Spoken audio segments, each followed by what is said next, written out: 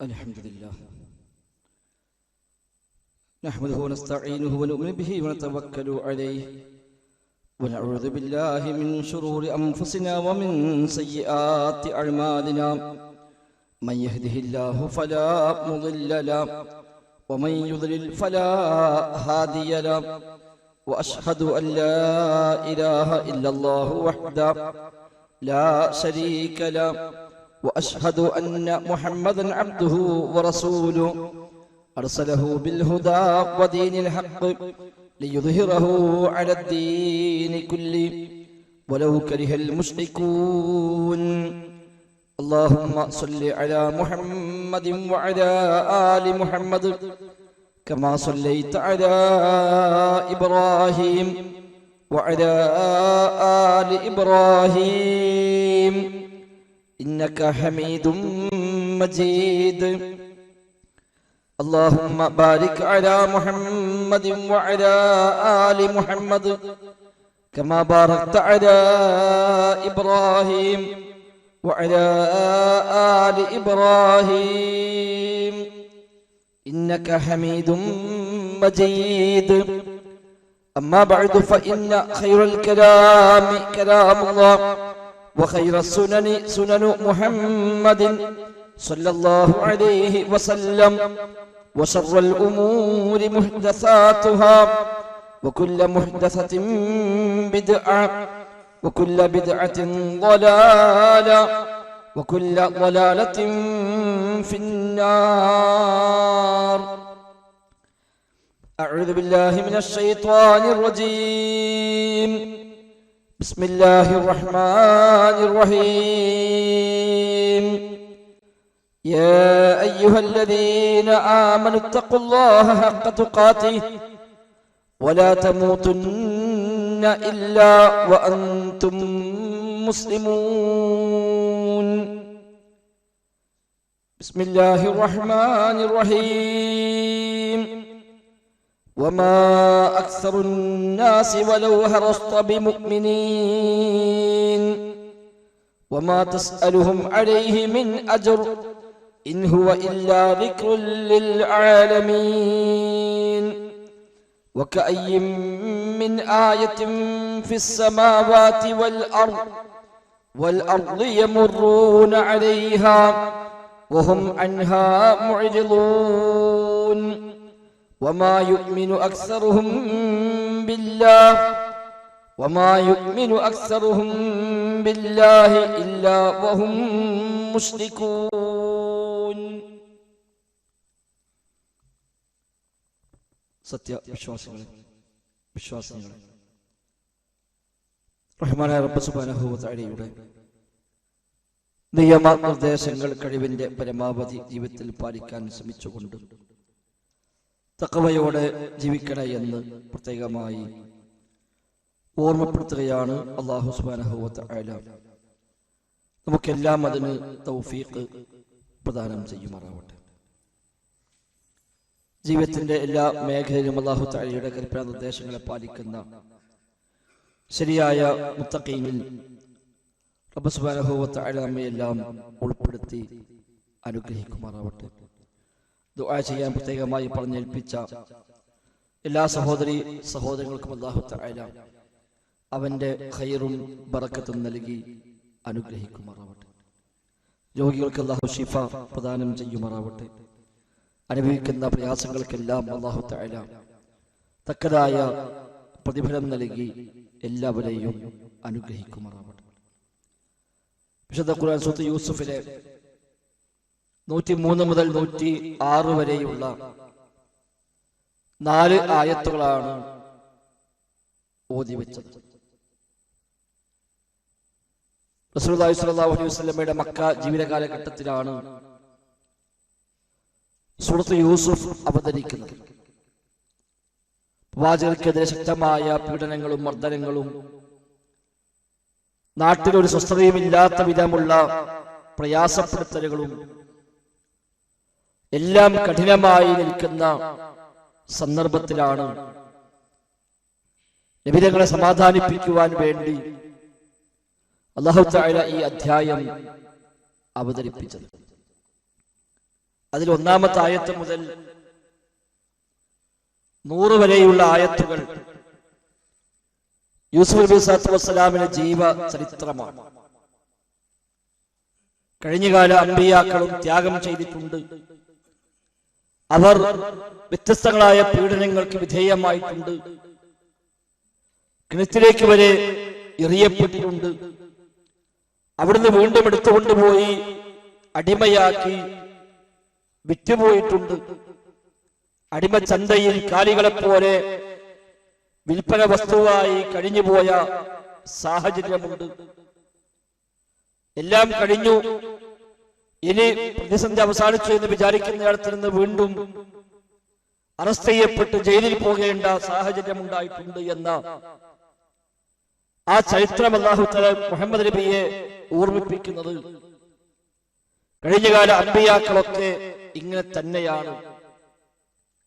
അവരൊക്കെ വ്യത്യസ്തങ്ങളായ പരീക്ഷണങ്ങളും പ്രയാസങ്ങളും അനുഭവിച്ചവർ തന്നെയാണ് നബിയെ എന്ന് റസൂലുള്ളാഹി സ്വല്ലല്ലാഹു അലൈഹി വസല്ലം തങ്ങളെ സമാധാനിപ്പിക്കുകയാണ് ഇതിന്റെ അവതരണത്തിന്റെ ഒരു ഉദ്ദേശം.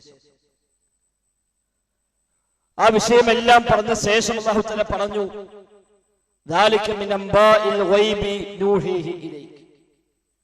ഇതെല്ലാം ഗൈബായ വർത്തമാനങ്ങളാണ്, അദൃശ്യജ്ഞാനങ്ങളാണ്. ഇതെല്ലാം എനിക്കിതാ നാം വഹയ്യായി നൽകുന്നു. വമാ കുൻത ലദൈഹിം ഇദ് അജ്മഉ അംറഹും വഹും യംകുറൂൻ. യൂസുഫ് ഇസ്ലാമിനെതിരെ അവർ ഒരുമിച്ച് കൂടി തന്ത്രങ്ങൾ മെനയുന്ന ഒരു പ്ലാനും പദ്ധതിയും ഇടുന്ന ആ സന്ദർഭത്തിൽ നബിയെ താങ്കൾ അവിടെ ഉണ്ടായിരുന്നില്ല.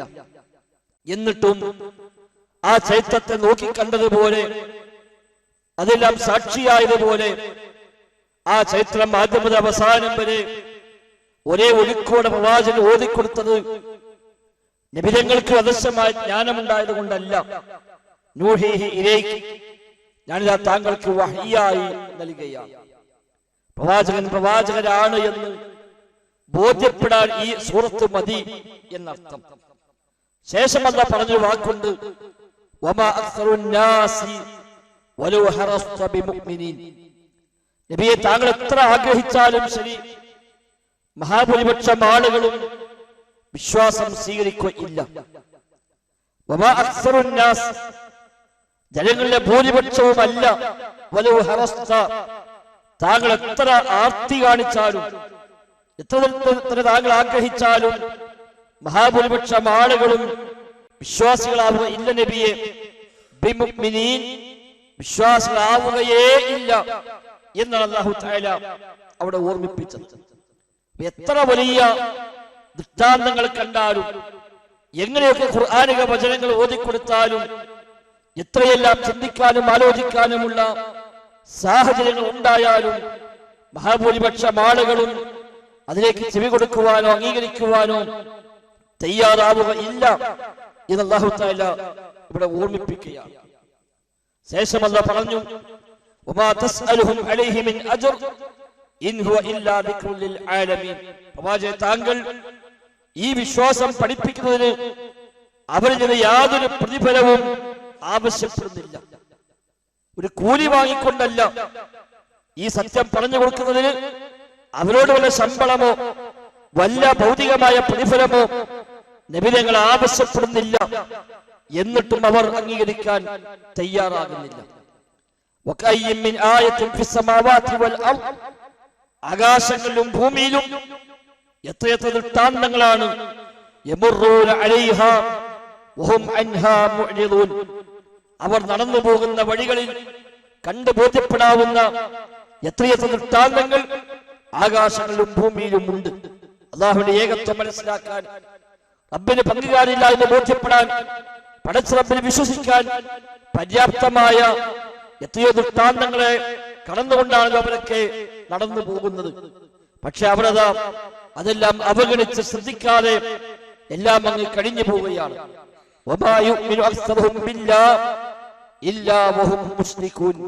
ഇനി വിശ്വസിക്കുന്ന ആളുകൾ തന്നെ ഭൂരിപക്ഷം ആളുകളും അല്ലാഹുവിൽ വിശ്വസിക്കുന്നില്ല. അവരെല്ലാം അല്ലാഹുവിൽ പങ്കു ചേർത്തുകൊണ്ടല്ലാതെ, ഈമാൻ ഉള്ളവർ തന്നെ പടച്ച റബ്ബിൽ പങ്കു ചേർത്തുകൊണ്ടാണ്, ശിർക്കോടുകൂടിയാണ് അവർക്ക് വിശ്വസിക്കുന്നത് എന്ന് അല്ലാഹു തആല എടുത്തു പറയുന്നു. ഈ ആയത്തുകളിൽ രണ്ട് യാഥാർത്ഥ്യങ്ങൾ അല്ലാഹു തആല പറഞ്ഞു. ഒന്ന്, ഭൂരിപക്ഷം ആളുകളും ഈമാൻ സ്വീകരിക്കുകയില്ല. വമാ അക്സറുൻ നാസ് വലൗ ഹറസ്ത ബിമുഅ്മിനീൻ, നബിയെ താങ്കൾ എത്ര ആഗ്രഹിച്ചാലും ശരി ഭൂരിപക്ഷം ആളുകളും മുഅ്മിനീങ്ങളാവുകയില്ല, ഈമാൻ ഉൾക്കൊള്ളുകയില്ല. ഉൾക്കൊണ്ട് വന്നവരോ വമാ യുഅ്മിനു അക്സറുഹും ബില്ലാഹ്, ഭൂരിപക്ഷം ആളുകളും ഈമാൻ സ്വീകരിക്കുന്നില്ല. ഇല്ലാ വഹും മുശ്രികൂൻ, ആ ഈമാനിന്റെ കൂടെ ശിർക്കും കൂടെ ചേർത്തുകൊണ്ടല്ലാതെ. ആ വിശ്വാസത്തിൽ അല്ലാഹുവിൽ പങ്കു ചേർക്കൽ, ബഹുദൈവാരാധന, ബഹുദൈവ വിശ്വാസങ്ങൾ, അതിന് വ്യത്യസ്തമായ വശങ്ങളെ തങ്ങളുടെ വിശ്വാസത്തിൽ കലർത്തിക്കൊണ്ടല്ലാതെ മഹാഭൂരിപക്ഷം ആളുകളും വിശ്വസിക്കുകയില്ല എന്നാണ് അല്ലാഹു തആല 106-ാമത്തെ ആയത്തിൽ സൂറത്ത് യൂസുഫിലെ 106-ാമത്തെ ആയത്തിൽ അല്ലാഹു തആല ഓർമ്മപ്പെടുത്തിയത്. വല്ലാത്ത ചില യാഥാർത്ഥ്യങ്ങൾ അല്ലാഹു തആല ഇതിലൂടെ നമ്മയെല്ലാം ഓർമ്മയാക്കുന്നത്. എത്ര വലിയ ഈമാൻ ഉള്ളവരും ആ ഈമാന്റെ കൂടെ ശിർക്കാകുന്ന ഉൽമ്, ബഹുദൈവ വിശ്വാസത്തിന്റെ വ്യത്യസ്തമായ തലങ്ങളെ അതിലെല്ലാം ചേർത്തിക്കൊണ്ടാണ്, ശിർക്കോടുകൂടിയാണ് മഹാഭൂരിപക്ഷം ആളുകളും ഈമാൻ സ്വീകരിക്കുക, മുഅ്മിനീങ്ങളായി മാറുക എന്നാണല്ലോ ഈ ആയത്തിലൂടെ അല്ലാഹു തആല പഠിപ്പിക്കുന്നത്. ഈ ഒരു ആയത്ത് വ്യാഖ്യാനിച്ചുകൊണ്ട് സ്വഹാബി ഇബ്നു അബ്ബാസ് റളിയല്ലാഹു അൻഹുമ നബി തങ്ങളുടെ പിതൃവ്യ പുത്രനാണ്, സ്വഹാബിമാരിൽ ഏറെ പ്രഗത്ഭനാണ്. 5 പ്രധാനികളായ അബ്ദുള്ളമാർ സ്വഹാബത്തിനിടയിലുണ്ട്. അതിലൊരു അബ്ദുള്ളയാണ് അബ്ദുല്ലാഹി ഇബ്നു അബ്ബാസ് റളിയല്ലാഹു അൻഹുമ. അബ്ബാസ് റളിയല്ലാഹു അൻഹുവിന്റെ പുത്രൻ അബ്ദുല്ലാഹി ഇബ്നു അബ്ബാസ്. നബി തങ്ങളുടെ വാപ്പ ചെറുപ്പത്തിലെ മരിച്ചതുകൊണ്ട് ആ വാപ്പാന്റെ സ്ഥാനം മുത്താപ്പയായ അബ്ബാസിന് നബി തങ്ങൾ വകവെച്ചു കൊടുക്കാറുണ്ട് എന്നാണ്. കാന യറാ ലിൽ അബ്ബാസി മാ യറൽ വലദു ലിൽ വാലിദി എന്ന് ഹദീസിൽ കാണാം. ഒരു പുത്രൻ പിതാവിനോട് കാണിക്കുന്ന സ്നേഹം നബി തങ്ങൾ അബ്ബാസ് അബ്ദുൽ മുത്തലിബിനോട് കാണിക്കാറുണ്ട്. അബ്ദുൽ മുത്തലിബിന്റെ മകനാണ് അബ്ബാസ് റളിയല്ലാഹു അൻഹു. വിശ്വാസം സ്വീകരിച്ചവരാണ്, സ്വഹാബിയാണ്, നബിയുടെ പിതൃവ്യനാണ്. അതുകൊണ്ട് തന്നെ പ്രത്യേകമായ വാത്സല്യവും പ്രത്യേകമായ സ്നേഹവും നബി തങ്ങൾക്ക് അദ്ദേഹത്തോട് ഉണ്ടായിരുന്നു. അദ്ദേഹത്തിന്റെ മകനാണ് അബ്ദുല്ലാഹി ഇബ്നു അബ്ബാസ് റളിയല്ലാഹു അൻഹുമ. നബി തങ്ങളിൽ ധാരാളം ഹദീസുകൾ കേട്ട, ധാരാളം അറിവ് പഠിച്ച സ്വഹാബിമാർക്കും താബികൾക്കുമെല്ലാം ദീനിന്റെ വ്യത്യസ്തമായ വശങ്ങളെ പരിചയപ്പെടുത്തി കൊടുത്ത, ഖുർആൻ വ്യാഖ്യാതാക്കളുടെ നേതാവ് എന്ന് വിശേഷിപ്പിക്കപ്പെടുന്നവരാണ് സ്വഹാബിയായ ഇബ്നു അബ്ബാസ് റളിയല്ലാഹു അൻഹുമ. നബി തങ്ങൾ ഇബ്നു അബ്ബാസിന്റെ തലയിൽ കൈവച്ചുകൊണ്ട് ഇബ്നു അബ്ബാസിന് വേണ്ടി പ്രാർത്ഥിച്ചു, അല്ലാഹുമ്മ ഫഖ്ഹിഹു ഫിദ്ദീൻ, അല്ലാഹുവേ ഈ കുട്ടിക്ക് നീ മതത്തിൽ അഗാധമായ ജ്ഞാനം നൽകണേ. വഅല്ലിംഹു തഅ്വീൽ, വിശുദ്ധ ഖുർആന്റെ വ്യാഖ്യാനം ഈ കുട്ടിക്ക് നീ പഠിപ്പിച്ചു കൊടുക്കണേ എന്ന് നബി തങ്ങൾ ദുആ ചെയ്തു. ആ ദുആയുടെ കാരണമായി ഇബ്നു അബ്ബാസ് റളിയല്ലാഹു അൻഹു വലിയ ആലിമായി മാറി. വലിയ വലിയ സ്വഹാബിമാർക്ക് പോലും അറിയാത്ത ചില വശങ്ങൾ ഇബ്നു അബ്ബാസ് അറിയാമായിരുന്നുവെന്നാണ്. ഉമർ ഖത്താബ് റളിയല്ലാഹു അൻഹു ഖലീഫയാകുമ്പോൾ ഇബ്നു അബ്ബാസിന് 25 താഴെ വയസ്സാണ് പ്രായമുള്ളത്. ആ ഉമർ ഖത്താബിന്റെ ഖിലാഫത്ത് കാലത്ത് അദ്ദേഹം മുതിർന്ന സ്വഹാബിമാരെ കൂട്ടി ഒരു അഡ്വൈസറി ബോർഡ്, ഒരു മുഷാവറ സമിതി അദ്ദേഹം രൂപീകരിച്ചു. ഉസ്മാൻ അഫ്ഫാനെ പോലെ, അലി ഇബ്നു അബീ ത്വാലിബിനെ പോലെ, അബ്ദുറഹ്മാൻ ഔഫിനെ പോലെയൊക്കെയുള്ള പ്രഗത്ഭരായ മുതിർന്ന പ്രായവും പക്വതയും ഒക്കെയുള്ള സ്വഹാബിമാരെ മാത്രം ഉൾക്കൊണ്ട് ഒരു സമിതി രൂപീകരിക്കുകയും ഉമർ ഖത്താബിന്റെ ചില വിഷയങ്ങളിൽ, ദീനിയായ കാര്യങ്ങളിൽ തീരുമാനമെടുക്കേണ്ട സമയമാകുമ്പോൾ അവരോട് കൂടിയാലോചിക്കുകയും അവരിൽ അവിടെ കൂടി ചർച്ച ചെയ്ത് തീരുമാനം പറയുകയും ആ തീരുമാനം ഉമർ ഖത്താബ് റളിയല്ലാഹു അൻഹു നടപ്പാക്കുകയും ചെയ്യുമായിരുന്നുവെന്നാണ്. ആ ഒരു കൂടിയാലോചനാ സമിതിയിലേക്ക് ചെറുപ്പക്കാരനായ ഇബ്നു അബ്ബാസിനെയും ഉമർ ഖത്താബ് ഉൾപ്പെടുത്തി എന്ന് കാണാൻ കഴിയും. അത്രയേറെ മഹത്വമുള്ള, പ്രായത്തിൽ കവിഞ്ഞ അറിവും പക്വതയുമുള്ളവരായിരുന്നു ഇബ്നു അബ്ബാസ് എന്നർത്ഥം. അദ്ദേഹം ഈ ആയത്തിന് വ്യാഖ്യാനിച്ചുകൊണ്ട് പറയുന്നു, മിൻ ഈമാനിഹിം ഇദാ ഖീല ലഹും മൻ ഖലഖസ് സമാവാതി വമൻ ഖലഖൽ അർദ വമൻ ഖലഖൽ ജിബാൽ ഖാലു അല്ലാഹ്. അഥവാ ഈ ആയത്തിൽ അല്ലാഹു തആല പറഞ്ഞത് അവരിൽ മഹാഭൂരിപക്ഷം ആളുകളും ശിർക്കോട് കൂടി അല്ലാതെ വിശ്വസിക്കുന്നില്ല എന്നാണല്ലോ. എങ്കിൽ അവിടെ ഈമാനുമുണ്ട് ശിർക്കുമുണ്ട് എന്നാണ് ഈ ആയത്ത് പഠിപ്പിക്കുന്നത്. ഒരേ ആളിൽ വിശ്വാസവുമുണ്ട്, അതോടൊപ്പം ശിർക്കുമുണ്ട്. ഈമാനുമുണ്ട്, ശിർക്കുമുണ്ട്. അവർ വിശ്വസിക്കുന്നില്ല ശിർക്കോട് കൂടിയല്ലാതെ. അപ്പൊ ശിർക്കോട് കൂടി വിശ്വസിക്കുന്നുണ്ട്. ഒരാളിൽ ഈമാനും ശിർക്കും സംഗമിക്കുന്ന സാഹചര്യം ഉണ്ടാകുമെന്നർത്ഥം. ഇനി എന്താണ് ആ ഈമാൻ, എന്താണ് ആ ശിർക്ക്? ഇബ്നു അബ്ബാസ് പറയാണ്, ആരാണ് ആകാശം സൃഷ്ടിച്ചതെന്ന് ചോദിച്ചാൽ, ആരാണ് ഭൂമിയെ പടച്ചത് എന്ന് ചോദിച്ചാൽ, വമൻ ഖലഖൽ ജിബാൽ, പർവ്വതങ്ങൾ സൃഷ്ടിച്ചത് ആരാണെന്ന് ചോദിച്ചാൽ ഖാലു, അവർ പറയും അല്ലാഹുവാണെന്ന്. എന്നവഹും മുശ്രികൂന ബിഹി, അതോടൊപ്പം ആ അല്ലാഹുവിനെ അവർ പങ്കു ചേർക്കുകയും ചെയ്യുന്നു. സൃഷ്ടാവ് അല്ലാഹുവാണ് എന്ന് അംഗീകരിക്കുന്നു, നിയന്ത്രിക്കുന്നവൻ, സൃഷ്ടിക്കുന്നവൻ, പരിപാലിക്കുന്നവൻ അല്ലാഹുവാണ് എന്ന് അംഗീകരിക്കുന്നു. അതേസമയം ആ പടച്ച റബ്ബിൽ അവർ പങ്കുകാരെ സ്വീകരിക്കുകയും ചെയ്യുന്നു എന്നാണ് ഇബ്നു അബ്ബാസ് റളിയല്ലാഹു അൻഹുമാ ഈ ആയത്തിനെ വിശദീകരിച്ചുകൊണ്ട് പഠിപ്പിക്കുന്നത്. ഇബ്നു കസീർ റഹിമഹുല്ലാഹ് ഈ ആയത്തിലെ വ്യാഖ്യാനത്തിൽ പറയുന്നു, വഹാദാ ഹുവ അശ്ശിർകുൽ അഅ്ളം അല്ലദീ യഅ്ബുദു മഅല്ലാഹി ഗൈറഹു, അല്ലാഹുവിന്റെ കൂടെ അല്ലാഹു അല്ലാത്തവരെ കൂടി ആരാധിക്കുക എന്ന ശിർക്ക്, അതാണ് അശ്ശിർകുൽ അഅ്ളം, അൽദുൽമുൽ അഅ്ളം, ഏറ്റവും വലിയ ശിർക്ക്, ഏറ്റവും വലിയ ബഹുദൈവാരാധന എന്നത് പടച്ച റബ്ബിനെ അംഗീകരിക്കുകയും വിശ്വസിക്കുകയും ചെയ്യുകയും ആ പടച്ച റബ്ബിനെ ആരാധിക്കുകയും അതോടൊപ്പം യഅ്ബുദൂന മഅഹു ഗൈറഹു, അവന്റെ കൂടെ അവനല്ലാത്തവരെ കൂടി ആരാധിക്കുകയും ചെയ്യുക, അതാണ് ഏറ്റവും വലിയ ശിർക്ക്. കമാ സബത ഫി സ്വഹീഹൈനി, ബുഖാരി മുസ്ലിം ഉദ്ധരിക്കുന്ന ഹദീസിൽ സ്ഥിരപ്പെട്ടു വന്നതുപോലെ ഇബ്നു മസ്ഊദ് റളിയല്ലാഹു അൻഹു പറയുന്നു, നബി തങ്ങളോട് ചോദിച്ചു, യാ റസൂലല്ലാഹ് അയ്യുൽ ദംബി അഅ്ളമു, നബി തങ്ങളെ പാപങ്ങളിൽ ഏറ്റവും വലിയ പാപം ഏതാണ് എന്ന് നബിയോട് ചോദിച്ചു. ഖാല അൻ തജ്അല ലില്ലാഹി നിദ്ദൻ വഹുവ ഖലഖക, നിന്നെ സൃഷ്ടിച്ച റബ്ബിനോട് നീ തുല്യന്മാരെ സ്ഥാപിക്കലാണ് ഏറ്റവും വലിയ പാപമെന്ന് നബി തങ്ങൾ പറഞ്ഞുവെന്ന് ഇബ്നു മസ്ഊദ് അഥവാ അബ്ദുല്ലാഹി ഇബ്നു മസ്ഊദ് നേരത്തെ പറഞ്ഞ 5 അബ്ദുള്ളമാരിൽ രണ്ടാമത്തെ അബ്ദുള്ളയാണ് അബ്ദുല്ലാഹി ഇബ്നു മസ്ഊദ്. അദ്ദേഹം പറയുന്നു, നബി തങ്ങൾ പറഞ്ഞു ഏറ്റവും വലിയ പാപം ഏതെന്ന് ചോദിക്കുമ്പോൾ പടച്ച റബ്ബിന് തുല്യന്മാരെ ഉണ്ടാക്കലാണ്, അല്ലാഹു തആലക്ക് പങ്കുകാരെ സ്ഥാപിക്കലാണ് എന്ന് പറഞ്ഞുവെന്നാണ് പഠിപ്പിക്കുന്നത്. എങ്കിൽ സഹോദരങ്ങളെ, ഈമാനുള്ളവർക്ക് തന്നെ ആ ഈമാനിന്റെ കൂടെ ശിർക്ക് വരുമെന്നാണ് ഈ ആയത്ത് അറിയിക്കുന്നത്. വമാ യുഅ്മിനു അക്സറുഹും ബില്ലാഹി ഇല്ലാ വഹും മുശ്രികൂൻ, ഈമാനുണ്ട്, പക്ഷെ ഈമാന്റെ കൂടെ ശിർക്കുമുണ്ട് എന്നാണ് പറയുന്നത്.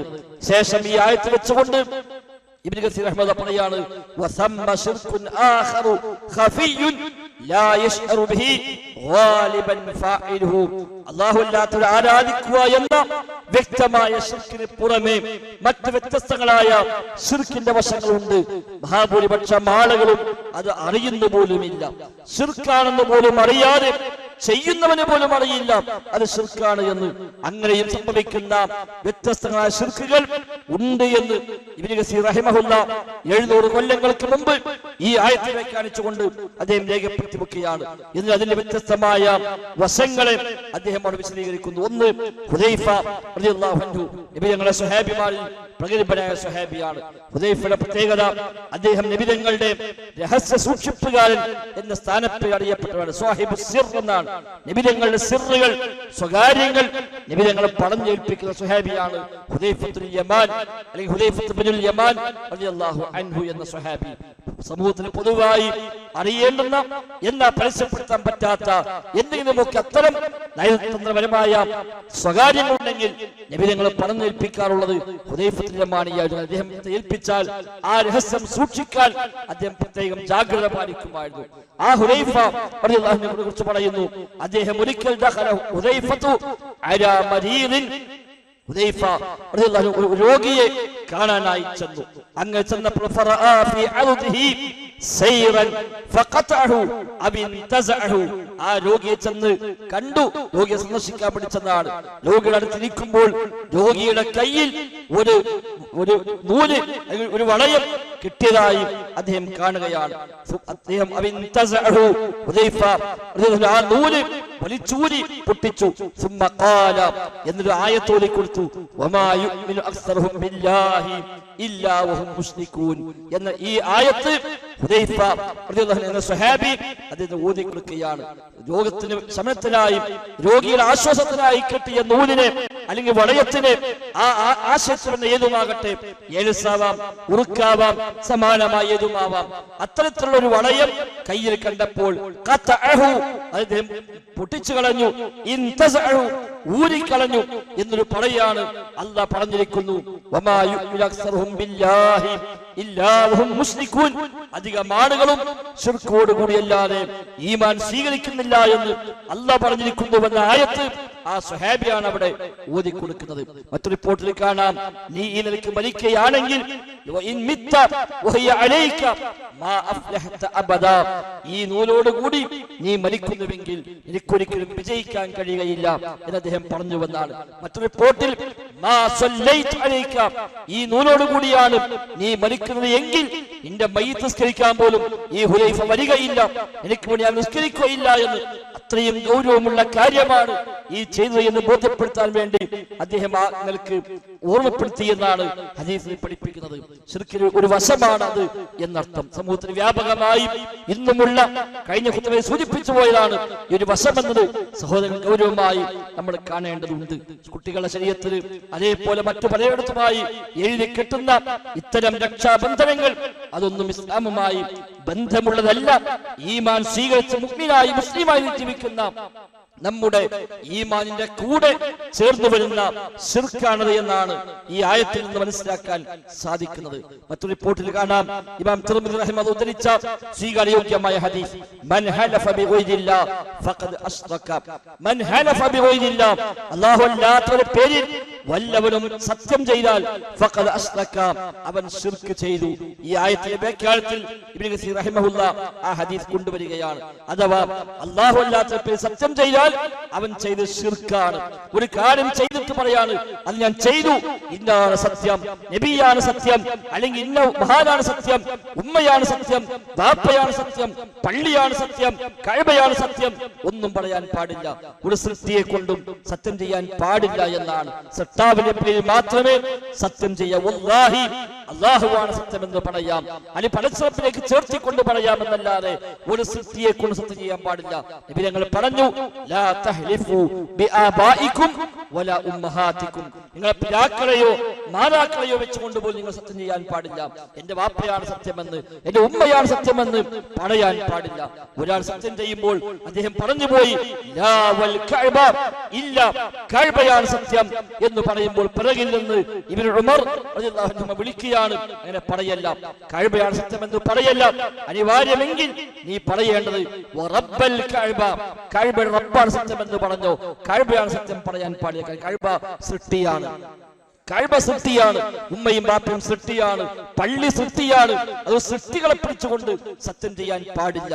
അല്ലാഹു തആലക്ക് സത്യം ചെയ്യാം. അങ്ങനെ അല്ലാഹു വിശുദ്ധ ഖുർആനിൽ പലതും സത്യം ചെയ്തിട്ടുണ്ട്. വത്തീൻ വസ്സൈതൂൻ വതൂരി സീനീൻ വഹാദൽ ബലദിൽ അമീൻ, അത്യപരമാണ് സത്യം, ഒലീവാണ് സത്യം, തുരിസീന പർവതമാണ് സത്യം, മക്ക എന്ന ഈ നാടാണ് സത്യം, അതേപോലെ വല്ലൈലി ഇദാ സജാ, രാത്രിയാണ് സത്യം, പൂർവാഹനമാണ് സത്യം, തുടങ്ങി വ്യത്യസ്തമായ സത്യങ്ങൾക്കുള്ള അല്ലാഹു തആല സത്യം ചെയ്തിട്ടുണ്ട്. അല്ലാഹുവിന് അത് പറ്റും. സൃഷ്ടികൾക്കാവട്ടെ പടച്ച റബ്ബിന്റെ പേരിൽ മാത്രമേ സത്യം ചെയ്യാവൂ.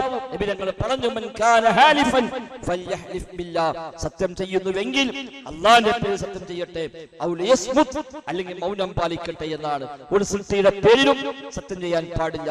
ഖുർആനാണ് സത്യമെന്ന് പറയാം, ഖുർആൻ സൃഷ്ടിയല്ല. ഖുർആൻ അല്ലാഹുവിന്റെ കലാമാണ്, അവന്റെ സിഫത്താണ്, അള്ളാഹുവിന്റെ വിശേഷണമാണ് കലാം എന്നത്. അതുകൊണ്ട് അള്ളാഹിന്റെ കലാം എന്നത്, അള്ളാഹിന്റെ സിഫത്ത് എന്നത് സൃഷ്ടിയല്ല. അത് ഖുർആനാണ് സത്യമെന്ന് പറയാം. ഏതാ മുസ്ഹഫാണ് സത്യം എന്ന് പറയാൻ പാടില്ല. മുസ്ഹഫ് എന്ന് പറയുമ്പോൾ ഈ ചട്ടയും ഈ പേജും ഈ മഷിയും എല്ലാം ഉൾക്കൊള്ളുന്നതാണ്. മുസ്ഹഫ് എന്ന് പറയുമ്പോൾ രണ്ട് ഏടിലായി രണ്ട് ചട്ടക്കുള്ളിലായി കിതാബായി കൊണ്ടെടുക്കുമ്പോൾ ഇതാണ് മുസ്ഹഫ് എന്ന് പറയുക. ഇതിലെ വചനങ്ങൾക്കാണ് ഖുർആൻ എന്ന് പറയുക. ആ വചനം ദൈവികമാണ്, കലാമുല്ലാഹ്, അള്ളാഹിന്റെ കലാമാണ് ഖുർആനിന്റെ വചനങ്ങൾ. അത് എഴുതിയ മഷിയോ സൃഷ്ടിയാണ്, അത് എഴുതാൻ ഉപയോഗിച്ച പേജോ സൃഷ്ടിയാണ്, ഇത് ചട്ട സൃഷ്ടിയാണ്.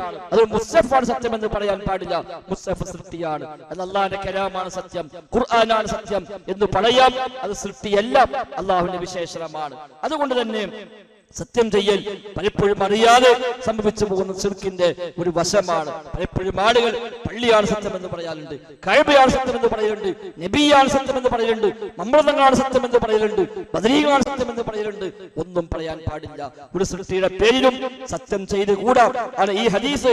മൻ ഹലഫ ബിഗൈരില്ലാഹ് ഫഖദ് അശ്റക, ആരെങ്കിലും അല്ലാഹു അല്ലാഹുവിന്റെ പേരിൽ സത്യം ചെയ്താൽ ഫഖദ് അശ്റക, തീർച്ചയായും അവൻ ശിർക്ക് ചെയ്തിരിക്കുന്നു, പടച്ച റബ്ബിൽ അവൻ പങ്കു ചേർത്തിരിക്കുന്നുവെന്നാണ് നബി തങ്ങൾ പറഞ്ഞതായി ഇമാം തിർമിദി റിപ്പോർട്ട് ചെയ്യുന്ന ഈ ഹദീസിൽ വന്നിരിക്കുന്നത്. മറ്റൊരു റിപ്പോർട്ടിൽ കാണാം മൻ അല്ലഖ തമീമതൻ ഫഖദ് അശ്റക, മൻ അല്ലഖ തമീമതൻ, ആരെങ്കിലും ഒരു ഏലസ് കെട്ടിയാൽ ഫഖദ് അശ്റക, അവൻ ശിർക്ക് ചെയ്തു, അല്ലാഹുവിൽ പങ്കു ചേർത്തു. ആ ഏലസിൽ നിന്ന് ഗുണം പ്രതീക്ഷിക്കുന്നു, അതുകൊണ്ട് ദോഷം തടുക്കാൻ പറ്റുമെന്ന് അവൻ പ്രതീക്ഷിക്കുന്നു. അത്തരം പ്രതീക്ഷകൾ പടച്ച റബ്ബിൽ നിന്ന് മാത്രമേ പാടുള്ളൂ. അല്ലാഹു അനുവദിച്ച ഭൗതികമായ ബാഹ്യമായ വ്യവസ്ഥകളെ ഉപയോഗപ്പെടുത്താമെന്നല്ലാതെ ഇത്തരം എങ്ങനെയാണ് എന്നറിയാത്ത, ഏത് വഴിക്ക് ഗുണം കിട്ടുമെന്നറിയാത്ത ഇത്തരം ഒരു അഭൗതികമായ മാർഗത്തിലുള്ള വഴികൾ അത് അനുവദിക്കപ്പെട്ടതല്ല എന്നർത്ഥം. ഈ നൂലിൽ നിന്ന് എങ്ങനെയാ രോഗം മാറുക നമുക്കറിയില്ല. മരുന്ന് കഴിച്ചാൽ രോഗം മാറുന്നത് എങ്ങനെയാണ്? അല്ലാഹു നിശ്ചയിച്ച വ്യവസ്ഥയുണ്ട്, രോഗം വരാൻ ഒരു കാരണമുണ്ടാകും. മരുന്ന് കഴിക്കുമ്പോൾ ആ കാരണത്തെയാണ് അത് അവിടെ പരിഹരിക്കാൻ ശ്രമിക്കുന്നത്. ആ വ്യവസ്ഥ പ്രകാരമാണ് ആ രോഗത്തിന് ശമനം ലഭിക്കുന്നത്. അത് അല്ലാഹു നിശ്ചയിച്ച ഒരു വ്യവസ്ഥയാണ്. ഭക്ഷണം കഴിച്ചാൽ വിശപ്പ് മാറുന്നത് പോലെ, വെള്ളം കുടിച്ചാൽ ദാഹം ചെയ്യുന്നത് പോലെ മരുന്ന് കഴിക്കുമ്പോൾ രോഗത്തിന് പ്രതിവിധിയായി മാറുന്നു. അല്ലാഹു വെച്ച വ്യവസ്ഥയാണ്. എന്നാൽ രോഗം വരുമ്പോൾ കയ്യിൽ നൂല് കെട്ടിയാൽ എങ്ങനെയാണ് രോഗം ശിഫയാവുക? ഈ നൂലിനുള്ള പ്രത്യേകതയുമുണ്ടോ? നൂല് എന്ന നിലക്ക് പ്രത്യേകത ഒന്നുമില്ല. ഏതെങ്കിലും അങ്ങാടി 2 രൂപ നൂല് വാങ്ങിയിട്ടല്ലല്ലോ മനുഷ്യന്മാരെ കിട്ടുന്നത്. പകരം ഏതെങ്കിലും മഹാനാണ് വിചാരിക്കപ്പെടുന്ന ഒരാളെ മുമ്പിൽ ചെന്ന് അയാളെ കൊണ്ട് ഊതിപ്പിച്ച് അയാൾ എന്തൊക്കെ ചൊല്ലിപ്പറഞ്ഞ് ആ നൂലിലേക്ക് ഊതി ആ നൂല് കൊടുത്ത് ഇതവിടെ കെട്ടിക്കോ, പിന്നെ പ്രശ്നമില്ല എന്ന് പറയുമ്പോൾ ഈ നൂലിനെന്തോ ഒരു വല്ലാത്ത ശക്തിയുണ്ട്, ഇതിനെന്തോ സിദ്ധിയുണ്ട്, അയാളുടെ വാക്കിനെന്തോ സവിശേഷതയുണ്ട്. അതുകൊണ്ട് ഈ നൂല് സാധാരണ നൂലല്ല. അത് കിട്ടുമ്പോൾ അവന് സമാധാനമായി ഇതിലൂടെ രോഗം മാറാനുള്ള വഴിയുണ്ട് എന്ന് വിചാരിക്കുമ്പോൾ പടച്ച റബ്ബിൽ നിന്ന് രോഗത്തിന് ശിഫ പ്രതീക്ഷിക്കുന്ന അതേ നിലയിൽ അല്ലാഹു അല്ലാഹുവിൽ നിന്ന് ശിഫ പ്രതീക്ഷിക്കാൻ അവിടെ സംഭവിക്കുന്നു. അതുകൊണ്ടാണ് അത് ശിർക്കാണ് എന്ന് ഈ ഹദീസിൽ വ്യക്തമായി പഠിപ്പിച്ചത്. മാത്രമല്ല പ്രവാചകൻ പ്രാർത്ഥിച്ചു, മൻ തഅല്ലഖ തമീമ ഫലാ അത്തമ്മ അല്ലാഹു ല വമൻ തഅല്ലഖ വദഅ ഫലാ വദഅ അല്ലാഹു ല, ആരെങ്കിലുമൊക്കെ ആഗ്രഹ പൂർത്തിയായി വല്ലതും കെട്ടിയെങ്കിൽ അവൻ അല്ലാഹു തആല ആഗ്രഹം പൂർത്തിയാക്കാതിരിക്കട്ടെ എന്നാണ്. രക്ഷയ്ക്ക് വേണ്ടി വല്ലതും കെട്ടിയെങ്കിൽ ഫലാ വദഅ അല്ലാഹു ല, അല്ലാഹുവിന് രക്ഷ നൽകാതിരിക്കട്ടെ എന്ന് റസൂലുള്ളാഹി സ്വല്ലല്ലാഹു അലൈഹി വസല്ലം അവനെതിരായി പ്രാർത്ഥിക്കുക പോലും ചെയ്തിട്ടുണ്ട് എന്നത് നാം ഗൗരവമായി കാണുക. ഇമാം അഹ്മദ് ഉദ്ധരിക്കുന്ന ഹദീസിൽ സ്ഥിരപ്പെട്ടു വന്ന കാര്യമാണത്. സമാനമായ ധാരാളം സംഭവങ്ങൾ പ്രവാചകൻ പഠിപ്പിച്ച് നമുക്ക് കാണാൻ കഴിയും. അക്ഷരങ്ങൾ നോക്കി കാര്യങ്ങൾ പിന്മാറിപ്പോകുന്ന രീതിയെപ്പറ്റി പ്രവാചകൻ പറഞ്ഞു, മൻ റദത്തുഹു തിയറതു അൻ ഹാജത്തിൻ ഫഖദ് അശ്റക, ആരെങ്കിലും ഒരു ആവശ്യത്തിലേക്ക് ഇറങ്ങുമ്പോൾ വല്ല ലക്ഷണം നോക്കി സഗുണം നോക്കി അതിൽ നിന്ന് പിന്മാറുന്നുവെങ്കിൽ ഫഖദ് അശ്റക, അവൻ ശിർക്ക് ചെയ്തിരിക്കുന്നുവെന്നാണ്. ഒരു സംഗതിക്ക് ഇറങ്ങിയപ്പോഴാണ് ഒരു കറുത്ത പൂച്ച മുന്നിലൂടെ ചാടിയത്, ഇന്നിന് ശരിയാവില്ല എന്നവൻ അവസാനിപ്പിച്ച് അവൻ പോന്നു. പിന്നെ ആവാം, ഇറങ്ങുമ്പോഴേ ആദ്യമേ ഇതാ ഉണ്ടായത്, ഇനി ആ കാര്യം നടക്കൂല എന്ന് വിചാരിച്ച് പിന്മാറുന്നു. അതല്ലെങ്കിൽ പ്രത്യേകമായ പക്ഷികൾ വീട്ടുമുറ്റത്ത് വന്നിരുന്നു, ഇറങ്ങിയപ്പോഴേ അതാ കണ്ടോ, ഇത് അതാണ് കണി കണ്ടത്, ഇന്നിന് ശരിയാവൂല. ഇങ്ങനെയൊക്കെയുള്ള വിശ്വാസങ്ങൾ ഇസ്ലാമിന്റെ അടിസ്ഥാന വിശ്വാസവുമായി ഒരിക്കലും യോജിക്കാത്ത കാര്യമാണ്. ഒരു ആവശ്യത്തിൽ നിന്ന് ശകുനം ഒരാളെ പിന്തിരിപ്പിക്കുന്നുവെങ്കിൽ അവൻ ശിർക്ക് ചെയ്തിരിക്കുന്നുവെന്നാണ്. സ്വഹാബിമാർ ചോദിച്ചു, നബിയേ യാ റസൂലല്ലാഹ് മാ കഫാറത്തു ദാലിക, അങ്ങനെ ചെയ്തു പോയാൽ എന്താണ് പ്രതിവിധിയായി ചെയ്യേണ്ടത്? കാരണം പഴയ കാലത്ത് അവർ ചെയ്തതാണ്. അവരൊക്കെ മുസ്ലിമീങ്ങളാകുന്നതിന് മുമ്പ്, ആ സ്വഹാബിമാർ ഇസ്ലാമിലേക്ക് വരുന്നതിന് മുമ്പ് അവർ പഴയ കാലത്ത് ശീലിച്ചു പോകുന്ന പണിയാണതൊക്കെ. എന്ത് സംഗതിക്ക് പോകുമ്പോഴും അവർ പക്ഷിയെ കൊണ്ട് ലക്ഷണം നോക്കലുണ്ട്, പല ജീവികളെയും കൊണ്ട് ലക്ഷണം നോക്കാറുണ്ട്. ജാഹിലിയ്യ കാലത്ത് വ്യാപകമായിട്ടുണ്ടായിരുന്ന രീതിയാണ്. എന്ത് പ്രധാനപ്പെട്ട കാര്യത്തിൽ ഇറങ്ങുകയാണെങ്കിലും പക്ഷി എങ്ങോട്ടാണ് തിരിഞ്ഞത് എന്ന് നോക്കും. ചില പക്ഷികളെ വെച്ചുകൊണ്ട് ലക്ഷണം നോക്കും. ആ പക്ഷി കിഴക്കോട്ട് പാറിയാൽ അത് ഹൈറാണെന്ന് തീരുമാനിക്കും, പടിഞ്ഞാറോട്ട് പാറിയാൽ ഷെറാണെന്ന് തീരുമാനിക്കും. എന്നാൽ ആ പക്ഷി എങ്ങോട്ടാ പാറുന്നത് എന്ന് നോക്കി നിന്ന് അത് പാറിയത് പടിഞ്ഞാറ് ഭാഗത്തേക്കാണെങ്കിൽ ആ കാര്യം ഷെറാണ്, അത് നമുക്ക് വേണ്ടതില്ല എന്ന് പറഞ്ഞ് ആ കാര്യം വേണ്ടെന്ന് വെച്ച് പോകുന്നത്. അങ്ങനെ ശീലിച്ചു വന്നവരാണ് പിന്നീട് ഇസ്ലാം സ്വീകരിച്ച് നബിയുടെ കൂടെ മുഅ്മിനീങ്ങളായി മാറിയത്. അവരോട് നബിതങ്ങൾ പറഞ്ഞത്, തന്റെ ആവശ്യത്തിൽ നിന്നൊരാൾ സഗുണത്തിന്റെ പേരിൽ മാറി നിന്നാൽ അവൻ ശിർക്ക് ചെയ്തിരിക്കുന്നു. അപ്പോഴാ സ്വഹാബത്തിന് ചോദ്യം, നബിയെ അങ്ങനെ വല്ല ചെയ്തു പോയാൽ ഇനി എന്താ ചെയ്യേണ്ടത്? അറിയാതെ വന്നു പോയേക്കാം. അങ്ങനെ ഒരു രീതി സ്വീകരിച്ചു പോയാൽ എന്താണ് കഫാറത്ത്, എന്താണ് പ്രതിവിധി നബിയെ എന്ന് ചോദിക്കുമ്പോൾ നബി തങ്ങൾ പറഞ്ഞു, നിങ്ങൾ പറയട്ടെ, അല്ലാഹുമ്മ ലാ ഖൈറ ഇല്ലാ ഖൈറുക വലാ തൈറ ഇല്ലാ തൈറുക വലാ ഇലാഹ ഗൈറുക. അല്ലാഹുവേ, ലാ ഖൈറ ഇല്ലാ ഖൈറുക, നീ നൽകുന്ന ഖൈറല്ലാതെ ഒരു ഖൈറുമില്ല റബ്ബേ. വലാ തൈറ ഇല്ലാ തൈറുക, നീ നിശ്ചയിച്ച ശകുനമല്ലാതെ മറ്റു ശകുനമില്ല റബ്ബേ. വലാ ഇലാഹ ഗൈറുക, നീ അല്ലാതെ ഇലാഹുമില്ല, ആരാധനമില്ല എന്ന തന്റെ വിശ്വാസം ഒന്നുകൂടെ ഊട്ടുറപ്പിക്കുന്ന ആ ഒരു പ്രഖ്യാപനം അവൻ നിർവഹിക്കട്ടെ എന്നാണ് റസൂലുള്ളാഹി സ്വല്ലല്ലാഹു അലൈഹി വസല്ലം തങ്ങൾ ആ സ്വഹാബത്തിന് കൊടുക്കുന്ന മറുപടി എന്ന് ഇമാം അഹ്മദ് മുസ്നദ് അഹ്മദ് ഉദ്ധരിക്കുന്ന ഹദീസ് നമുക്ക് കാണാൻ കഴിയും. ഇത് മുഴുവനും ഇബ്നു കസീർ റഹിമഹുല്ലാഹ് ഈ ആയത്തിന്റെ വ്യാഖ്യാനത്തിൽ കൊണ്ടുവന്നിട്ട് പറയാണ്, ഇത്തരം ശിർക്കുകളെ ചെയ്യുന്നവരെ പോലും അറിയുന്നില്ല, ശിർക്കാണ്, ലാ യശ്ഉറു ബിഹാ ഫാഇലുഹു, ചെയ്യുന്നവൻ പോലും അറിയുന്നില്ല, അവൻ ചെയ്തു പോവുകയാണ് എന്ന്. അതാണ് അല്ലാഹ് പറഞ്ഞത്, വമാ യുഅ്മിനു അക്സറുഹും ബില്ലാഹി ഇല്ലാ വഹും മുശ്രികൂൻ. മഹാഭൂരിപക്ഷം ആളുകളും ഈമാൻ സ്വീകരിക്കുന്നത് ശിർക്കോട് കൂടിയാകുന്നു. ഈമാൻ ഉണ്ട്, ആ ഈമാന്റെ കൂടെ ശിർക്കുമുണ്ട് എന്നാണ് അല്ലാഹു തആല പഠിപ്പിച്ചതെങ്കിൽ നമ്മുടെയൊക്കെ ജീവിതത്തിൽ അത്തരം ശിർക്കിന്റെ ലാഞ്ചന പോലും വരാതിരിക്കാൻ പ്രത്യേകമായി ശ്രദ്ധിക്കുകയും പടച്ച റബ്ബിൽ അടിയുറച്ച വിശ്വാസം ഉണ്ടാവുകയും ധാരാളമായി റബ്ബിനെ ഓർത്ത് അല്ലാഹുവിലേക്ക് മടങ്ങി പടച്ച റബ്ബിന്റെ ഏകത്വത്തെ എല്ലാത്തിലും ഉൾക്കൊണ്ടുകൊണ്ട് ശരിയായ വിശ്വാസികളായി ശിർക്ക് കലരാത്ത കറകളഞ്ഞ ഈമാനുടമകളായി ജീവിച്ചു മരിക്കാൻ പരിശ്രമിക്കുക. അല്ലാഹു തആല തൗഫീഖ് നൽകി അനുഗ്രഹിക്കുമാറാവട്ടെ.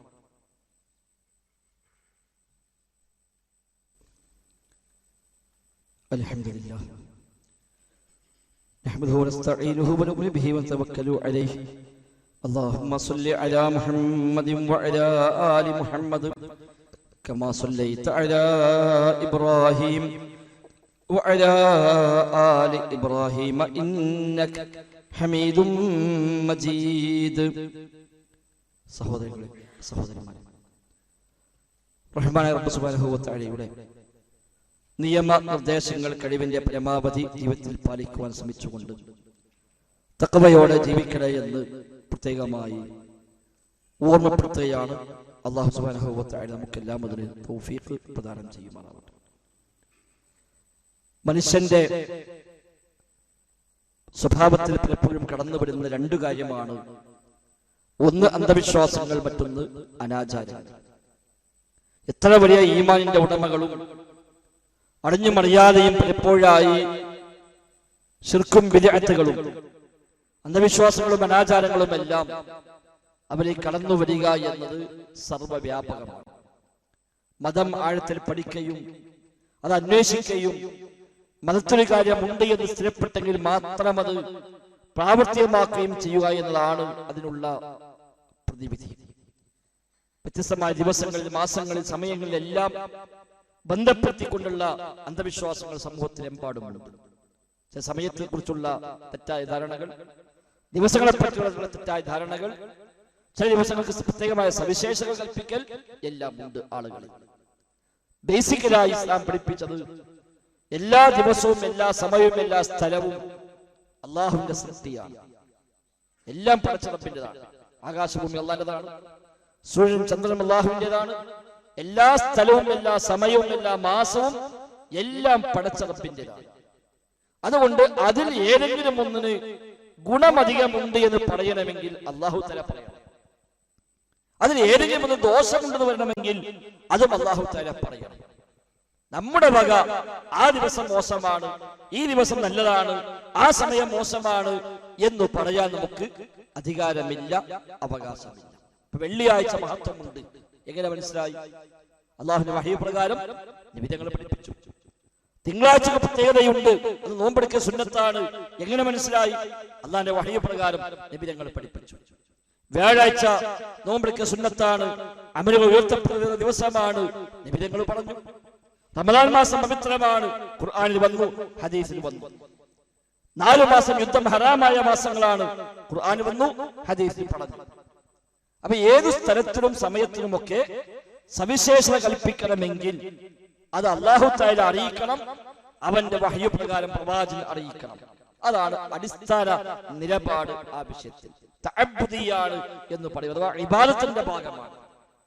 ഇബാദത്തിന്റെ ഭാഗം സവിശേഷത കൽപ്പിക്കുക എന്നുള്ളത് ആരാധനയുടെ ഭാഗമാണ്. അല്ലാഹു തആല നിശ്ചയിക്കണം ഇന്ന ദിവസം, ഇന്ന സമയം, ഇന്ന സ്ഥലം സവിശേഷമാണ്, പവിത്രമാണ്. അല്ലാഹു നിശ്ചയിച്ച് അല്ലാഹു അറിയിച്ചു തരണം. അപ്പോഴേ നമുക്കത് ഞാൻ അറിയിച്ചാൽ തന്നെ അന്ന് പ്രത്യേകം ചെയ്യേണ്ടതുണ്ടോ അതും അല്ലാഹു തആല പറയണം, റസൂൽ പറയണം. ദിവസം പവിത്രമാണ്, വെള്ളിയാഴ്ച പവിത്രമാണ്. അതുകൊണ്ട് ആ വെള്ളിയാഴ്ച നമ്മൾ എന്താ ചെയ്യേണ്ടത് അത് അല്ലാഹു പറയണം, റസൂൽ പറയണം.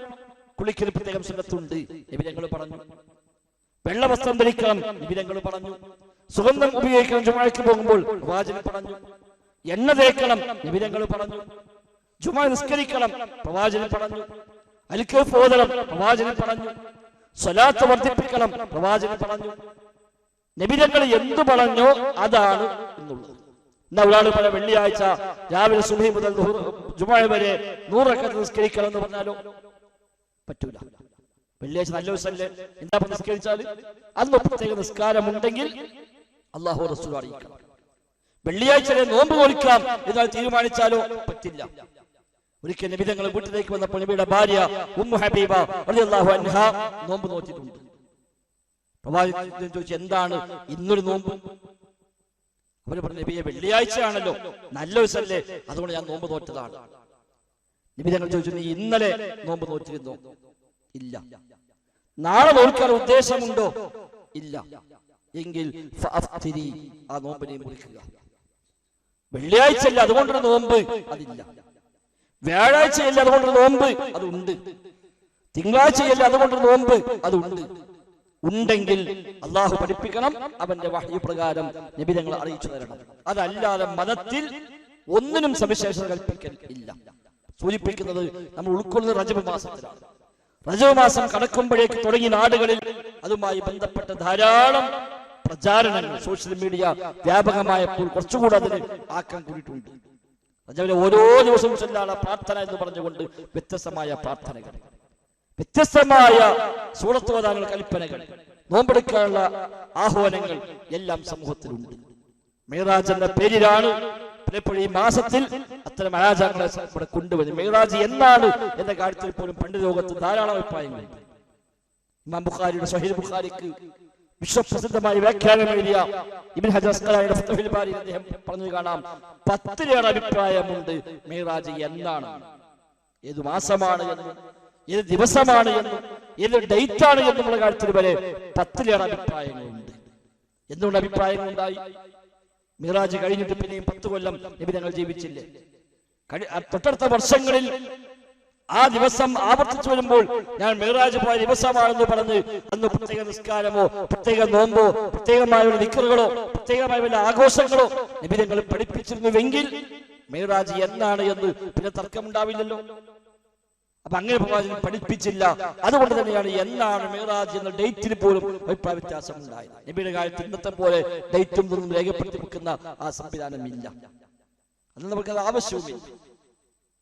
എന്നാൽ നബി തങ്ങൾ വരുന്നതിന് മുമ്പ് മക്കയിൽ ജാഹിലിയ്യ കാലഘട്ടത്തിൽ മുശ്രിക്കീങ്ങൾ അവരിൽപ്പെട്ട മുദർ എന്ന് പറയുന്ന ഗോത്രക്കാർ, ആ മുദർകാരുടെ മാസമായിട്ടാണ് റജബ് മാസം പഴയ കാലത്ത് അറിയപ്പെട്ടു പോന്നിരുന്നത്. നബി തങ്ങൾ വരുന്നതിന് മുമ്പ് ജാഹിലിയ്യ കാലഘട്ടത്തിൽ റജബ് മാസം മുദർകാരുടെ മാസമാണ്. അത് മുദർകാര് റജബ് ആകുമ്പോഴേക്ക് തുടങ്ങും അതിനുള്ള ഒരുക്കങ്ങൾ. റജബ് പ്രവേശിക്കുമ്പോഴേക്ക് നാട് മുഴുവൻ അവിടെ വക ഒരുപാട് ആഘോഷ പ്രീതി ഉണ്ടാക്കി വെക്കും. റജബിന് സ്വാഗതം ഓതുന്ന വ്യത്യസ്തമായ ആഹ്വാനം ഉണ്ടാകും, അന്ന് പ്രത്യേകമായ ആചാരങ്ങൾ ഉണ്ടാകും, പ്രത്യേകമായ ആഘോഷം ഉണ്ടാകും. അത് ജാഹിലിയ്യ കാലത്ത് നബി തങ്ങൾ വരുന്നതിന് മുമ്പുള്ള രീതിയായിരുന്നു റജബ് മാസത്തെ ബഹുമാനിക്കുക എന്നത്. ആ രീതികൾ മുഴുവൻ ഇസ്ലാം ബാത്തിലാക്കി അതൊന്നും ഇല്ല എന്ന് പഠിപ്പിച്ചു. എന്നാൽ യുദ്ധം ഹറാമായ 4 മാസങ്ങളിൽ ഒരു മാസമായി റജബിനെ ഇസ്ലാം പരിചയപ്പെടുത്തുകയും ചെയ്തു. സൂറത്ത് തൗബയിൽ അല്ലാഹു പറഞ്ഞുവല്ലോ, ആകാശഭൂമി സൃഷ്ടിച്ച അന്ന് തന്നെ പടച്ചറപ്പിന്റെ പക്കൽ മാസങ്ങളുടെ എണ്ണം 12ആണ്. ഇന്ന ഇദ്ദത ശുഹൂർ ഇൻദല്ലാഹി 12 ശഹ്റൻ ഫീ കിതാബില്ലാഹ് യൗമ ഖലഖസ് സമാവാതി വൽ അർദ് മിൻഹാ 4 ഹുറൂം. 12 മാസമാണ് അല്ലാഹു തആല ആകാശവും ഭൂമിയും പടച്ച അന്ന് മുതൽ പടച്ചോ നിശ്ചയിച്ചത്. അതിൽ 4 പവിത്രമായ മാസങ്ങളാണ്. യുദ്ധം ഹറാമായ ദുൽമ പാടില്ലാത്ത മാസം അതാണ് റജബ് അടക്കമുള്ള ദുൽഖഅദ, ദുൽഹിജ്ജ, മുഹറം, റജബ്. ഈ 4 മാസമാണ്. അത് മക്കയിൽ നബി തങ്ങൾ വരുന്നതിന് മുമ്പേ തന്നെ ആ 4 മാസം പവിത്രമാണ്.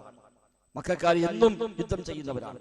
അവർക്ക് എന്നും അക്രമങ്ങളും കൊള്ളയടിക്കലുകളും കൊലപാതകങ്ങളും ഒക്കെ നിറഞ്ഞതാണ് ജാഹിലിയ്യ കാലത്തെ മക്ക. എന്നാൽ റജബ് മാസം വന്നാൽ എല്ലാവരും ആയുധം വീട്ടിൽ വെക്കുന്നതാണ്. ഈ 4 മാസങ്ങൾ അവർ ആയുധമേന്തി നടക്കലില്ല, ആയുധം വീട്ടിൽ വെക്കും. കാരണം അവർക്ക് ആയുധം ഉണ്ടായിക്കഴിഞ്ഞാൽ ആളുകളുമായിട്ട് എന്തെങ്കിലുമൊക്കെ ഏറ്റുമുട്ടാൻ വകുപ്പുണ്ടാകും. അപ്പൊ ആയുധം വീട്ടിൽ വെച്ച് പോലും റജബിലൊക്കെ എന്തെങ്കിലും ഒരു പരസ്പരം സംസാരമുണ്ടായി ചുണ്ടി കയറി പരസ്പരം ഏറ്റുമുട്ടേണ്ട സ്ഥിതിയിലേക്ക് എത്തിക്കഴിഞ്ഞാൽ പറയും ഈ റജബാണ് കഴിയട്ടെ എന്ന് ഞാൻ കാണിച്ചു തരാം. അതായത് നബി തങ്ങൾ വരുമ്പോൾ മക്കയിൽ. പിന്നെ അവർ ചെയ്യുന്നൊരു പണിയായിരുന്നു നസീഅ്. അഥവാ റജബിലോ ദുൽഹിജ്ജയിലോ ഒക്കെ അനിവാര്യമായും ഏറ്റുമുട്ടേണ്ട ഒരു അവസ്ഥ വന്നാൽ അവർ യോഗം കൊണ്ട് തീരുമാനിക്കും ഇപ്രാവശ്യം നമുക്ക് മാസം അങ്ങോട്ടും ഇങ്ങോട്ടും മാറ്റാം. അങ്ങനെ റജബ് മാസം പറക്കുമ്പോൾ തൽക്കാലം ആ പേര് മാറ്റും. ഈ മാസം ഷഅബാനിന് പേരിടും, അടുത്ത മാസം റജബിനും പേരിടും. അങ്ങനെ ഈ മാസം യുദ്ധം ചെയ്യും, പകരം അടുത്ത മാസം യുദ്ധം വേണ്ടെന്ന് വെക്കും. അതാണ് ഇന്നമൻ നസീഉ സിയാദത്തുൻ ഫിൽ കുഫർ എന്ന് അല്ലാഹു തആല ഖുർആനിൽ ആയത്തിറക്കിയത്. ആ സ്വഭാവത്തെ അങ്ങേറ്റം ആക്ഷേപിച്ചു. ജാഹിലിയ്യ കാലത്തൊരു രീതിയാണ് റജബിനെ ആദരിക്കുക, റജബിനെ പ്രത്യേകമായ ആണ്ടറിയായി കണക്കാക്കുക എന്നത്. നബി തങ്ങൾ അത് ഇല്ലെന്ന് പഠിപ്പിച്ചു. സുദീഖ് കാലത്ത് തുടർന്നു. ഉമർ ഖത്താബിന്റെ കാലം വന്നപ്പോൾ ഒരുപാട് പ്രദേശങ്ങളിലേക്ക് ഇസ്ലാം വ്യാപിച്ചു. ആ രാജ്യങ്ങൾക്ക് ഇസ്ലാമിക രാജ്യങ്ങളായി മാറി. അവിടേക്കുള്ള രാജാക്കന്മാരും മറ്റും മാറുമ്പോൾ നാട്ടുകാർ ഒന്നാകെ ഇസ്ലാമിൽ കടന്നു വന്നു. പലരും ദീനു പഠിക്കാതെ ഇതിന്റെ ആളുകളായി കൂട്ടത്തിൽ കൂടി പോന്നു. അതിൽ ചിലരൊക്കെ പിന്നീട് കാലക്രമേണ റജബ് മാസം വരുമ്പോൾ ആ പഴയ ജാഹിലിയ്യത്ത് രണ്ടാമത് കൊണ്ടുവരാൻ ശ്രമങ്ങൾ തുടങ്ങി. ഉമർ ഖത്താബിന്റെ ഭരണകാലത്തിൽ അവസാന കാലത്തൊക്കെ ഉമർ ഖത്താബിന്റെ ശ്രദ്ധയിൽപ്പെട്ടു റജബ് മാസം സ്വകാര്യമായി ചിലരൊക്കെ ആചരിക്കുന്നുണ്ട് എന്ന് മനസ്സിലായപ്പോൾ അദ്ദേഹം റജബ് മാസം പിറന്നാൽ സ്പെഷ്യൽ പോലീസിൽ അദ്ദേഹം ഡ്യൂട്ടി കൊടുത്തു വിടുന്നതാണ്. നാട്ടുകൂടെ മൊത്തം നടന്ന് എവിടെങ്കിലും ആരെങ്കിലും റജബിന്റെ പേര് ചെയ്യുന്നുണ്ടെങ്കിൽ റജബിൽ മാത്രമായി പ്രത്യേകമായി നോമ്പെടുക്കുന്ന ആളുകൾ കണ്ടാൽ ഈ പോലീസ് അടിക്കാൻ വേണ്ടി ഉമർ ഖത്താബ് കൽപ്പന കൊടുത്തിരുന്നു എന്ന് വരെ കാണാൻ കഴിയും. അത് പിന്നീടും കാലക്രമേണ പലപ്പോഴായി അത് കൊണ്ടുവന്നിട്ടുണ്ട്.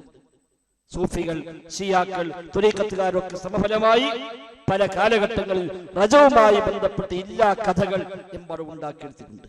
പ്രത്യേകമായ നിസ്കാരങ്ങളുണ്ടായി, പ്രത്യേകമായ നോമ്പുണ്ടായി, പ്രത്യേകമായ പ്രാർത്ഥനയുണ്ടായി. റജബ് 1ലെ പ്രാർത്ഥന, 2ലെ പ്രാർത്ഥന, 3ലെ പ്രാർത്ഥന എന്ന് പറഞ്ഞ് ഓരോ ദിവസത്തിലും പ്രത്യേകമായ പ്രാർത്ഥനയുണ്ടാക്കി. റജബ് മാസം ആരംഭിക്കുമ്പോൾ ചെല്ലേണ്ട പ്രാർത്ഥന പ്രത്യേകമുണ്ടാക്കി. പ്രത്യേകമായ നിസ്കാരങ്ങൾ പോലും കൊണ്ടുവന്നു, പ്രത്യേകമായ ഭക്ഷണ വിതരണം കൊണ്ടുവന്നു. ഇങ്ങനെ തുടങ്ങിയ ഒട്ടനവധി അനാചാരങ്ങൾ എല്ലാ കാലങ്ങളിലും ഉണ്ടായി വന്നിട്ടുണ്ട്. ഇസ്ലാമിക ചരിത്രത്തിൽ ഹിജ്റ 5-ാം നൂറ്റാണ്ട് മുതൽ ഇതുവരെയുള്ള 1000 കൊല്ലത്തിനിടയിൽ ഏതാണ്ട് 25ഓളം ഗ്രന്ഥങ്ങൾ ഈ വിഷയത്തിൽ മാത്രം പണ്ഡിതന്മാർ രചിച്ചിട്ടുണ്ട്. ഇത്തരം ആചാരങ്ങൾക്കെതിരായി റജബിൽ അങ്ങനെ സവിശേഷത ഇല്ല എന്നും ഒന്നും പ്രത്യേകിച്ച് ചെയ്യാനില്ല എന്നും പ്രത്യേക നോമ്പോ നിസ്കാരമൊന്നും പഠിപ്പിച്ചില്ല എന്നും വ്യക്തമാക്കിക്കൊണ്ട് 25ഓളം കിതാബുകൾ പണ്ഡിതന്മാർ റജബ് വിഷയത്തിൽ മാത്രമായി രചിച്ച് നമുക്ക് കാണാൻ കഴിയും. എന്നിട്ടും ഇന്നും അത് നാട്ടിൽ തുറന്നുകൊണ്ടേയിരിക്കുന്നു. സഹോദരങ്ങളെ, നമ്മെ സംബന്ധിച്ച് ഏത് ദിവസമാകട്ടെ, ഏതു മാസമാകട്ടെ, ഏതു സ്ഥലമാകട്ടെ, അവിടെ വല്ലതും പ്രത്യേകമായി ചെയ്യണമെങ്കിൽ അല്ലാഹു തആല പറയണം, അവന്റെ പ്രവാചകൻ പറയണം. അല്ലാഹു റസൂൽ പഠിപ്പിക്കാതെ ഒരു സ്ഥലത്തിനും സവിശേഷതയില്ല, ഒരു സമയത്തിനും സവിശേഷതയില്ല. ഉണ്ടെങ്കിൽ പോലും അവിടെ പ്രത്യേകം ചെയ്യാൻ വല്ലതുമുണ്ടോ അതും അല്ലാഹു റസൂലും പറയണം. അത് നമ്മുടെ വക ആലോചിച്ച് നല്ല ദിവസമല്ലേ, നല്ല മാസമല്ലേ, നല്ല സമയമല്ലേ, നല്ല സ്ഥലമല്ലേ എന്ന് പറഞ്ഞ് സ്വന്തമായി അവിടെ ഒരു ആരാധനാക്രമം ഉണ്ടാക്കി കൊണ്ടുവരിക എന്നത് ബിദ്അത്താണ്. എല്ലാ വെള്ളിയാഴ്ചയും നബി തങ്ങൾ ആവർത്തിച്ച് മിമ്പർന്ന് ഓർമ്മിപ്പിച്ച വചനമാണ് കുല്ലു ബിദ്അത്തിൻ ളലാല വകുല്ലു ദലാലത്തിൻ ഫിന്നാർ. നബി തങ്ങൾ ജീവിതത്തിൽ ചുരുങ്ങിയത് 1000 പ്രാവശ്യമെങ്കിലും ആ ഹദീസ് പറഞ്ഞിട്ടുണ്ട്. 1000 പ്രാവശ്യമെങ്കിലും നബി എല്ലാ ഖുത്ബയും ആരംഭിക്കുമ്പോൾ അത് പറയാറുണ്ട് എന്ന് സ്വഹാബിമാർ പറഞ്ഞത്. എല്ലാ ഉപദേശങ്ങളുടെയും തുടക്കത്തിൽ നബി തങ്ങൾ അത് പറയാറുണ്ട്. മതത്തിലേക്ക് പുതുതായി കൂട്ടിച്ചേർക്കപ്പെടുന്ന എല്ലാം വഴികേടുകളാണ്, പുത്തൻ ആശയങ്ങളാണ്, അതെല്ലാം നരകത്തിലേക്കുള്ള വഴിയാണ് എന്ന് നബി തങ്ങൾ ഓർമ്മപ്പെടുത്താത്ത ഒരു ഖുത്ബ ഇല്ല, ഒരു ഉത്ബോധനമില്ല. അത് ഉൾക്കൊണ്ടുകൊണ്ട് ദീനിന്റെ അസലുകളെ മനസ്സിലാക്കി അതുപ്രകാരം ജീവിതത്തെ ക്രമീകരിക്കാൻ നാം പരിശ്രമിക്കുക. അല്ലാഹു തആല തൗഫീഖ് നൽകി അനുഗ്രഹിക്കുമാറാവട്ടെ. اللهم ربنا آتنا في الدنيا حسنة وفي الآخرة حسنة وقنا عذاب النار. اللهم اغفر للمؤمنين والمؤمنات والمسلمين والمسلمات الأحياء منهم والأموات إنك مجيب الدعوات وقاضي الحاجات. ربنا اصرف عنا عذاب جهنم إن عذابها كان غراما إنها ساءت مستقرا ومقاما. اللهم ربنا تقبل منا ربنا تقبل منا ربنا تقبل منا إنك أنت السميع العليم وتب علينا إنك أنت التواب الرحيم. وصلى الله وسلم على محمد وآله وصحبه أجمعين والحمد لله.